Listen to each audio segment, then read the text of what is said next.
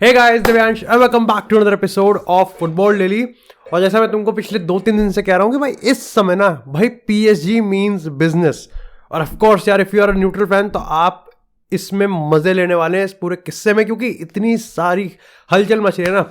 And typically यार मैं अपने फुटबॉल डेली एपिसोड्स में कभी किसी रिलेवेंसी पे और किसी उस पर कमेंट नहीं करता हूँ, लेकिन मैं तुमको बता देता हूँ यार 90% बुलशिट लिखा जा रहा है, पर्टिकुलरली मेसी के अगेंस्ट की हम बात करें या फिर नेमार के अगेंस्ट की बात करें। साफ साफ यहां पर अगर हम फ्रेंच रिपोर्ट्स की बात करें तो पढ़ के लगता है कि यार ये देखो, एक होता है कि आप न्यूज़ पढ़ते हैं तो आप उसको एक्सप्लोर करते हैं कि हाँ यार इसमें कितनी सच्चाई हो सकती है, लेकिन एक होता है कि आपको पढ़ के ही पता चल जाता है कि हाँ यहां पर कुछ ना कुछ प्रोपागेंडा तो है, यहां पर कुछ ना कुछ बकचोदी तो है, और उसी को हम थोड़ा सा यहां पर डिस्कस करने वाले हैं। लेकिन सबसे पहले शुरुआत से चलते हैं। तो देखो, स्टार्टिंग होती है यहां पर एक दिन पहले से, जो कि ऑफ कोर्स लियोनेल मेसी के जो फादर हैं जॉर्ज मेसी, जो कि इनके एजेंट भी हैं, वो बार्सिलोना क्योंकि उनका घर है तो वहां गए। तो ऑफ कोर्स भाई हलचल मच गई कि भैया लियोनेल मेसी का कुछ तो हो सकता है, क्योंकि दूसरी तरफ से यह भी खबर मिल रही थी कि पीएसजी और लियोनेल मेसी के बीच में जो मीटिंग हुई है पहली, जिसको हम आगे डिस्कस करेंगे, वो पॉजिटिव नहीं रही और अब पॉजिटिव की दिशा में जाती हुई दिख भी नहीं रही है। लेकिन वहीं पर ही कहीं ना कहीं बॉम्ब घेर देते हैं और लियोनेल मेसी के फादर बोलते हैं कि भैया मेसी बार्सिलोना में नहीं आएगा, ऐसा कुछ भी नहीं होने वाला है, बार्सिलोना में कोई चीज़ रिटर्न नहीं होने वाली, क्योंकि पॉसिबली जो सर्कमस्टांसेस, जो सिचुएशन है वो यहाँ पर हमारे अनुकूल नहीं है, हमारे कंफर्ट के हिसाब से नहीं है। और साथ ही साथ यहाँ पर लेपोर्टा के साथ हमारा ना ही कोई रिलेशन है और ना ही इस समय कोई कनेक्शन बना हुआ है। हाउएवर उनके फादर ने ये चीज़ ज़रूर मेंशन करी है कि हम ये नहीं कह सकते कि ये इम्पॉसिबल है, लेकिन एज ऑफ नाउ बार्सिलोना और मेसी के एंटराज के बीच में कोई भी कॉन्टैक्ट नहीं है। सबसे पहले लियोनेल मेसी के भाई, फिर लियोनेल मेसी के फादर। तो डेफिनेटली मेरे को लगता है कि यार बार्सिलोना तो इस समय ऑन कार्ड्स नहीं है। खैर, which brings me to the PSG. भाई पीएसजी और मेसी के एंटराज के बीच में एक्चुअली में पहली मीटिंग कंप्लीट हो चुकी है, लेकिन यहां पर जो कॉन्ट्रैक्ट्स का जो ऑफकोर्स यार पहली एक मीटिंग में तो कंक्लूजन नहीं निकलेगा, लेकिन जो पहली मीटिंग का प्रोग्रेस है वो भी काफी ज्यादा नेगेटिव दिखाया जा रहा है यहाँ पर। और रिपोर्ट्स की माने तो पीएसजी के अंदर के सोर्सेज ये बता रहे हैं कि मेसी कन्विंस्ड नहीं लग रहा है।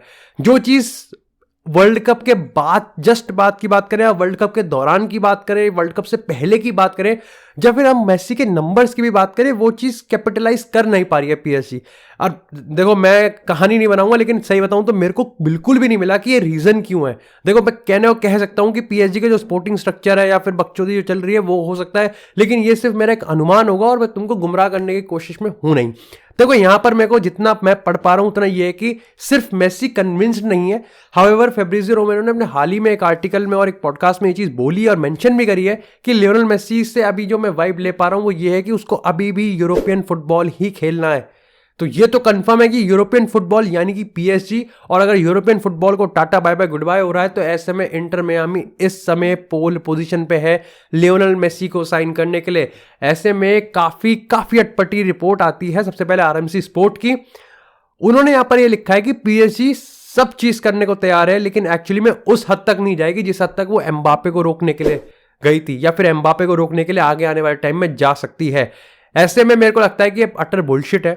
यस, मेरे को नहीं, देखो इसमें अगर मैं सच्चाई की बात करूं तो एक एंगल ये सोचने का लग सकता है कि हाँ भाई, क्योंकि किलियन एम्बापे एक फ्यूचर है।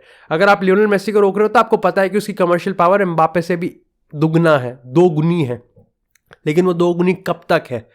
क्योंकि लियोनेल मेसी 4-5 साल ही रहेगा, सिर्फ 1 साल और रहेगा। भाई किलियन एम्बापे को अगर आप सही में कन्विंस कर पाए तो आप उसको डाउन द रोड 3-4 साल के लिए लेके आ सकते हैं, और उसमें भी अगर रियल मैड्रिड उसका भी रिप्लेसमेंट ढूंढ के निकाल गई किलियन एम्बापे का, तो ज्यादा क्लब्स है नहीं जो किलियन एम्बापे को ले सकते हैं। ऐसे में पीएसजी उसके पास एक होम रहेगा और पीएसजी उसको कन्विंस भी कर पाएगी।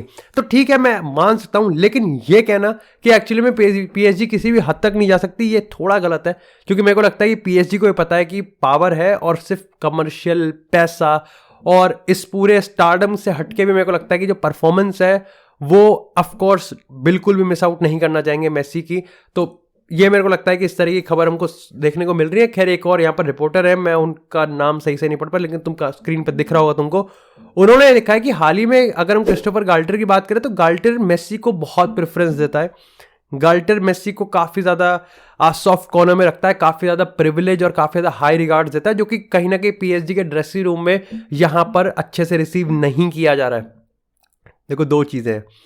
पहली बात तो यह है कि तुमको पता है कि पीएसजी के ड्रेसिंग रूम में बहुत बड़ी ईगोज हैं, तो एक कहानी इतनी आराम से बनाई जा सकती है ना कि इसका कोई हद नहीं है। इसका प्राइम एग्जाम्पल बताता हूँ, जब मैनचेस्टर यूनाइटेड में रोनाल्डो था तो एक्चुअली में जब रोनाल्डो जिस इतना बड़ा प्लेयर आएगा और उसको सॉफ्ट स्पॉट तो दिया जाएगा ही जाएगा, जैसे कहते थे कि ना ओले गुनार सोल्शायर रोनाल्डो को हमेशा सॉफ्ट स्पॉट में रखता था, तो वो रखा जाएगा। ऐसे में इट वॉज वेरी इजी कि जब ये बताया जाता था कि मैगवायर को उससे प्रॉब्लम है, क्योंकि मैगवायर ऑलरेडी स्टेब्लिश्ड एक स्टेटस रखता था उस कैप्टन में, रोनाल्डो को एक हाई रिगार्ड रखता था। ऐसी पीएसजी में भी बहुत आराम से खबर बनाई जा सकती है, क्योंकि नेमार वहां पर है, सर्जियो रैमोस वहां पर है, मार्किनियोस है, किम्पेम्बे, एम्बापे सब है। तो ऐसे में काफी ज्यादा प्रोवोकेटिव रिपोर्ट है, लेकिन इसमें मेरे को लगता नहीं कोई सच्चाई है। इवन इफ अगर सच्चाई है तो मैं पहली कह दूं कि मेसी, रोनाल्डो जैसे जो प्लेयर्स हैं ना, इनको सॉफ्ट स्पॉट में रखना बहुत ज्यादा जरूरी है। और ऐसे में जब मेसी का कॉन्ट्रैक्ट खत्म हो रहा है, कॉन्ट्रैक्ट नेगोशिएट करना है, और पता है कि कॉन्ट्रैक्ट लाइक चैंपियंस लीग जितवाने के लिए मेसी की परफॉर्मेंस बहुत ज्यादा जरूरी है, ऐसे मेरे को लगता है कि इसमें कोई गलत नहीं है अगर यहाँ पर क्रिस्टोफर गाल्टियर इसको कर सकता है। वैसे इट डिड मेक सेंस, मतलब देखो रिपोर्ट्स होती हैं, लेकिन रिपोर्ट्स का फायदा उठाया जाता तो है। देखो रिपोर्ट्स को पता है कि फायदा कैसे उठाना चाहिए किसी भी सिचुएशन का, क्योंकि हाल ही में तुमको पता है हमने एक फुटबॉल डेली के एपिसोड में कवर भी किया था कि जब एम्बापे नेमार नहीं था तो क्रिस्टोफर गाल्टियर ने प्रेस कॉन्फ्रेंस में खुल के कहा था कि मैं तो मेसी की तरफ से रखूंगा, मैं एक ऐसी टीम बिठाऊंगा जो मेसी की परफॉर्मेंस को सबसे ज्यादा फुल पोटेंशियल पे रखेगी, मेरे को किसी और से मतलब नहीं है। अगर मेरे को 4 man in the midfield diamond में खिलाना है जिससे मेसी की परफॉर्मेंस तगड़ी आए, तो मैं वो खिलाने के लिए तैयार हूं, और इसी का नतीजा है। लेकिन इसी के साथ अगर खैर बात जब क्रिस्टोफर गाल्टियर की हुई है, तो गाल्टियर पे एक और किस्सा हमको सामने देखने को मिलता है। भाई गाल्टियर की जॉब खतरे में है, और ये तुमको भी पता है और ये मुझको भी पता है, लेकिन गाल्टियर का लैक ऑफ ट्रेनिंग इंटेंसिटी, ये खबर भाई इस समय पीएसजी कैंप से बहुत सामने निकल के आ रही है कि भाई प्लेयर्स खुश नहीं है। हाल ही में नेमार और कैंपस के बीच में एक काफी हीटेड आर्ग्यूमेंट भी हुआ था, जिसमें ये बताया गया था कि नेमार ने साफ साफ खुले शब्दों में कहा था, नहीं लुइस कैंपस के साथ उसकी मीटिंग हुई थी, कि लुइस कैंपस ने ये कहा, नेमार ने लुइस कैंपस से कहा था कि भाई तुम्हारे जो आज समर ट्रांसफर विंडो में रिक्रूटमेंट है वो बिल्कुल भी पसंद नहीं आए। उसने क्रिटिसाइज भी किया, और ये चीज़ ड्रेसिंग रूम में किम्पेम्बे और मेसी दोनों मानते हैं। वहीं अगर क्रिस्टोफर गाल्टियर की बात करें तो ड्रेसिंग रूम से इस समय एक खबर उड़ती हुई आ रही है कि भैया उनको इंटेंसिटी बिल्कुल पसंद नहीं आ रही, जो ट्रेनिंग है वो इस समय अप टू द मार्क नहीं है, और यहाँ पर आप कह सकते हो कि ड्रेसिंग रूम शायद से लॉस्ट कर दिया है क्रिस्टोफर गाल्टियर ने। इस बंदे की मैं तारीफ करता था कि इस पर अथॉरिटी है, लेकिन रिसेंट टाइम्स में एटलीस्ट हम ये कह सकते हैं कि हाँ अथॉरिटी बहुत हद तक गायब हुई है, और वो रीस्टार्ट का चाबी गाल्टियर पे है नहीं। ऐसे में सवाल ये उठता है कि भैया क्रिस्टोफर गाल्टियर को रिप्लेस कौन करेगा। और कल एक लिटरली काफी शॉकिंग अपडेट आई, और मैं सोच रहा था कि मैंने मिस आउट कैसे कर दी, जब तक मेरे सामने नहीं आई तब तक मैं इसके बारे में ज्यादा सोच नहीं रहा था। रिपोर्ट्स बताती हैं, और यहाँ पर फुट मर्सेटो की अगर हम बात करें तो उन्होंने यहाँ पर आई थिंक इट्स सेंटी आउना जो रिपोर्टर है, उन्होंने यहाँ पर ये रिपोर्ट किया है, और एक्सक्लूसिवली उन्होंने ये चीज़ रिपोर्ट की है कि हाल ही में लुइस कैंपस ने यहाँ पर जोजे मोरिनो के साथ कांटेक्ट बनाने की कोशिश की है, जो कि सक्सेसफुल रही है, क्योंकि दोनों के बीच में रिलेशन काफ़ी अच्छे हैं। और ऐसे में ये आइडिया उनके सामने रखा गया है कि आप भैया पीएसजी आओ और इसको मैनेज करो। यहाँ पर जोजे मोरिनो कोई फीलिंग्स नहीं रखेंगे, मतलब कोई अटैचमेंट वगैरह नहीं होगा, कोई बकचोदी नहीं है, लेकिन वो यहाँ पर पीएसजी को मैनेज करने में काफ़ी इंटरेस्टेड हो सकते हैं। साथ ही वो किलियन एम्बापे को अपने प्रोजेक्ट का सेंटर देखते हैं। इसमें दो चीज़ें मैं तुमको पहली बता देता हूँ कि अभी भी जिडान ही ड्रीम है पीएसजी का, और जिडान ने अपने एक हाल ही में कोई F1 के उसमें गए थे एम्बेसडर के, उसमें उन्होंने स्पीच दी कि मैं काफ़ी फ्री हूँ, और सही बताऊँ तो मैं एक प्रोजेक्ट चाहता हूँ। और जब ये प्रोजेक्ट की बात हो रही है तो लिटरली भाई मेरे को पीएसजी, रियल मैड्रिड जैसे उड़ते हुए दिख रहे हैं, यूवेंटस वगैरह, कि ये खींच सकते हैं जिडान को। और दूसरा पॉइंट ये है कि इससे ये मत समझना कि रोमा जाने देगी, क्योंकि अभी भी पीएसजी और रोमा के बीच में कोई ऑफिशियल कांटेक्ट नहीं हुए हैं। ये देखना अभी बाकी है किस तरीके से यहाँ पर कांटेक्ट बनाए जाएंगे। और मेरे को लगता है कि यार जोजे मोरिनो अपना जो करियर है इलीट क्लब्स का वो वापस से रिवाइव कर सकता है, और पीएसजी उसको मौका दे सकती है। आई थिंक अगर पीएसजी का ये अल्टीमेट ऑब्सेशन है ना चैंपियंस लीग का, I think Jose Moreno could be the one. I think go for it भाई, गो फॉर इट, जिडान को छोड़ दो।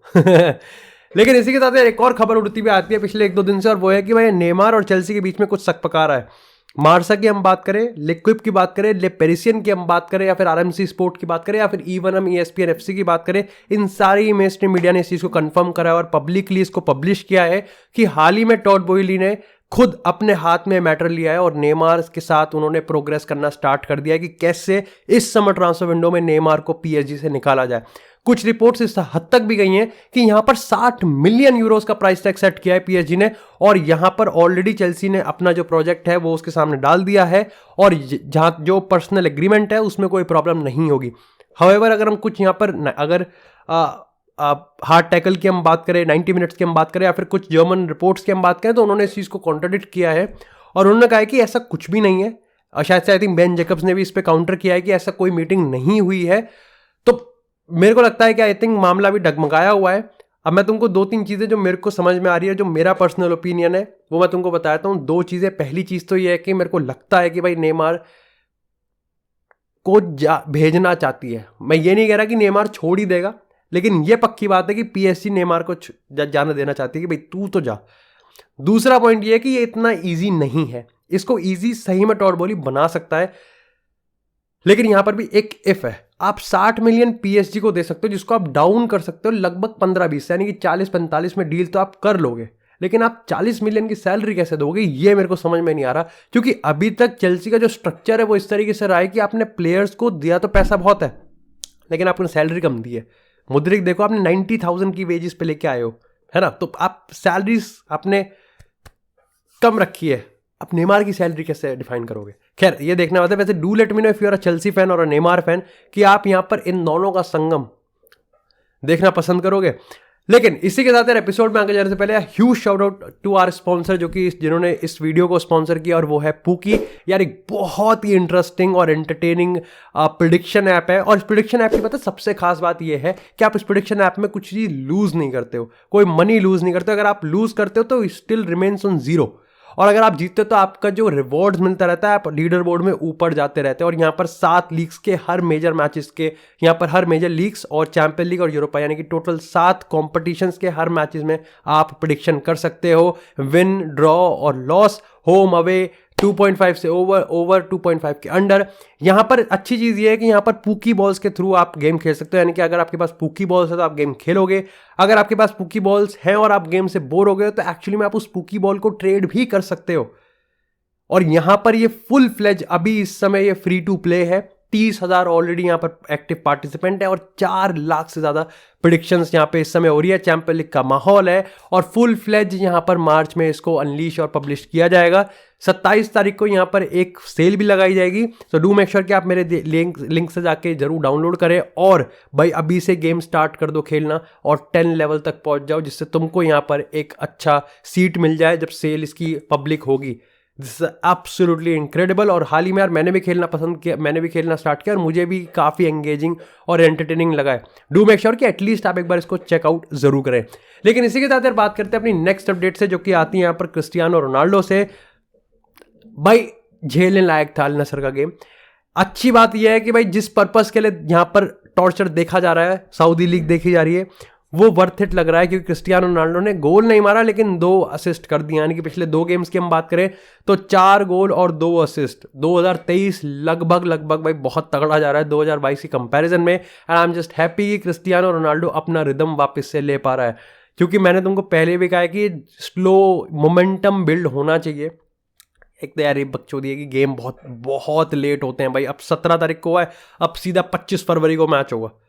तो बट स्टिल ये स्लो मोमेंटम और रिदम बहुत ज़्यादा ज़रूरी है if there is a one last dance in the European football. और मैं इसको फोर्स नहीं कर रहा, बट मैं बस इस एक्सप्लोरेटरी टर्म्स में कह रहा हूँ कि भाई क्रिस्टियानो रोनाल्डो में भी बहुत अच्छा परफॉर्म करता हुआ दिख सकता है। ही इज़ लुकिंग शार्प, अच्छी ड्रिबलिंग है। बाकी मैं like it was a good game, मतलब टक्कर का गेम लग रहा था। ऐसा नहीं था कि जो फोड़ फाड़ दिया था अल नसर ने पिछली वाली टीम को, जो कि काफ़ी डाउन दर थी। लेकिन ठीक है, ताउन की अगर हम बात करें तो इट्स अ गुड अपोनेंट। तालिस्का वापस आ गया तो ठीक है, आने वाले टाइम में देखना पड़ेगा कि तालिस्का और रोनाल्डो की जो पार्टनरशिप है वो कैसे हमको साउंड होती हुई या फिर साथ में दिखती है। क्योंकि क्रिस्टियानो रोनाल्डो ने 4 गोल तालिस्का के उसमें मारी थी एब्सेंस में। आई होप कि रोनाल्डो ब्रूनो वाला टाइप ना हो कि दोनों परफॉर्म ना कर पा रहे हो। लेकिन इसी के साथ यार बात करते हैं अब थोड़ी सी रियल मैड्रिड की। तो भाई हाल ही में कार्लो एंसेलोटी ने प्रेस कॉन्फ्रेंस दी और काफ़ी क्रूशल बातें उसने कही है। सबसे पहले तो यहाँ पर उन्होंने ये चीज़ कही है कि भाई बेंजेमा इंजर्ड है, मेंडी नहीं होगा और टोनी क्रूस ओसासुना के अगेंस्ट नहीं होंगे। लेकिन इंटरेस्टिंग ये है कि उन्होंने कहा कि जो मैं टीम खिलाने वाला हूँ, हमको ऐसा हो सकता है कि शायद से लिवरपूल के अगेंस्ट भी यही टीम हमको खेलती हुई दिखे। विदाउट बेंजिमा लिवरपूल के अगेंस्ट, भाई क्या है यार ये। See this is the problem, भाई बेंजिमा ने इतना तगड़ा परफॉर्म कर दिया और उसके बाद जो लाइक उसके फॉर्म में स्लिप आया और उसके ऊपर से वो 60-70% गेम मिस कर रहा है। भाई कहाँ, भाई मैं तो ये कहूँगा कि आप रियल मैड्रिड से अपनी होप्स हटा दो यार इससे। मतलब देखो कार्लो एंसेलोटी के जो टैक्टिक्स थे वो काम नहीं कर रहे, पूरी टीम की फॉर्म में स्लम्प आए, हम 8 पॉइंट पीछे हैं ला लीगा में, चैंपियंस लीग जब क्रूशियल बात है कि रियल मैड्रिड लिटरली जाग गया तो हमारा बेस्ट प्लेयर टीम का वो अवेलेबल नहीं है, और अवेलेबल होगा तो ये कंफर्म नहीं है कि 100% शार्पनेस पे होगा या नहीं होगा। सो ये मेरे को लगता है कि काफ़ी बड़ी बड़ी प्रॉब्लम इस समय निकल रही है। लेकिन इसी के साथ अगर बात करें थोड़ी सी मैनचेस्टर यूनाइटेड की, तो भाई यूनाइटेड इस समय मेसन माउंट को टारगेट कर रही है। खैर अगर हम बात करें कुछ रिपोर्ट्स की तो मेसन माउंट 80,000 की वेज पर है, जिसको उसको 2,40,000 वेजेस उसको चाहिए, ऐसी लगभग 200-250 के आसपास चाहिए। और ऐसे में 3 क्लब राउंड अप हो रहे हैं जो है लिवरपूल, मैनचेस्टर सिटी और Manchester United. I think Ten Hag particularly पसंद करेगा, लेकिन लिवरपूल के सबसे ज़्यादा चांसेस हैं।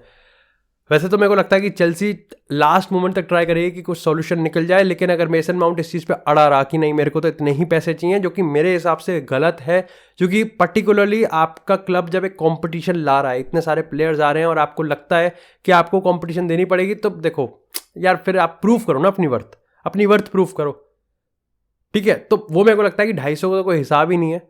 वही है यार, अपनी बातें लिवरपूल दे सकते हैं और लिवरपूल को इसकी ज़रूरत भी है। लेकिन इसी के साथ अगर बात करें लास्ट अपनी अपडेट जो कि FC बार्सिलोना से आती है, तो सबसे पहले तो भाई डेम्बेले ने यहाँ पर ट्रेनिंग स्टार्ट कर दी है, लेकिन टीम ट्रेनिंग अभी तक नहीं की है। लेकिन रिपोर्ट्स की माने, स्पेनिश रिपोर्ट की माने तो कंफर्म होता हुआ दिख रहा है कि डेम्बेले फिर भी सेकेंड लेग मिस ही करेगा मैनचेस्टर यूनाइटेड अगेंस्ट। अगर होगा तो वो एम्बापे वाला हिसाब हो जाएगा कि लास्ट मोमेंट पर आ गया और बेंच से स्टार्ट कर रहा है। भाई पेड्री नहीं है, गावी नहीं है, ऐसे में डेम्बेले तो होना बहुत ही ज़्यादा ज़रूरी है भाई बार्सिलोना के लिए, अगर उनको ओल्ड ट्रैफोर्ड से विक्ट्री निकाल के ले जानी है। साथ ही अगर पेड्री की बात करें तो 1 महीने के लिए बाहर होता हुआ दिख रहा है, तो अगेन वो भी यहाँ पर मिस आउट ही करने वाला है। आई थिंक 4 मैन मिडफील्ड तो फिर भी जावी खिलाएगा ही खिलाएगा। बाकी that's it for this episode guys. I hope आपको एपिसोड पसंद आया हो। एपिसोड पसंद आया तो एपिसोड को लाइक करें, चैनल को सब्सक्राइब करें, आपको इस तरह फुटबॉल से एक्सक्लूसिव कंटेंट चैनल पर मिलती रहेगी। तब तक के लिए stay tuned, stay safe and I will see you in the next episode.